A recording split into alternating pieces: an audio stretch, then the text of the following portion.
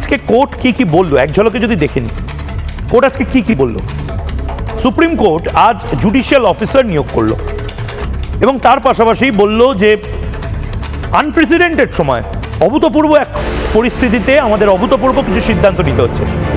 SIR হবে হাইকোর্টের তত্ত্বাবধানে, এবং মাথায় রাখুন হাইকোর্টের যারা বিচারপতি তারা কিন্তু রাজ্য সরকারের কর্মী নন। আধিকারিক নিয়োগ করবে হাইকোর্ট, জুডিশিয়াল অফিসার নিয়োগ করবে হাইকোর্ট। আবারও বলছি, হাইকোর্টের বিচারপতিদের মাইনে আসে কনসলিডেটেড ফান্ড থেকে। প্রত্যেক জেলার জন্য এই নিয়োগটা হবে।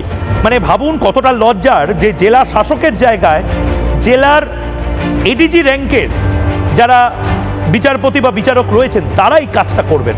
বর্তমান অফিসার এবং অবসরপ্রাপ্ত বিচারক এখন এসআইআর এর মনিটরিংটা করবেন। এই মনিটরিংটা করার কথা ছিল আন্ডার সেক্রেটারি, জেলা শাসক লেভেলের অফিসারদের। সাহায্য করবেন কমিশনের কর্মীরা। প্রশ্নচিহ্ন উঠে যাচ্ছে বোধহয়, মুখ্য সচিব নন্দিনী চক্রবর্তী তাহলে নিজের দায়িত্ব কি পালন করেননি? তথ্যের অসঙ্গতি যাচাই করবেন আবার সেই বিচার ব্যবস্থা। ভোটার লিস্ট নিয়েও নির্দিষ্টভাবে বলা হয়েছে ভোটার তালিকা প্রকাশ হবে 28শে ফেব্রুয়ারি, কিন্তু সাপ্লিমেন্টারি তালিকা প্রকাশ হতে থাকবে। মানে কোনো তাড়াহুড়োর কোনো জায়গা নেই, অসম্পূর্ণ তালিকাই প্রকাশ হবে। সম্পূর্ণ তালিকা প্রকাশের জন্য আরও সময় দেওয়া হবে।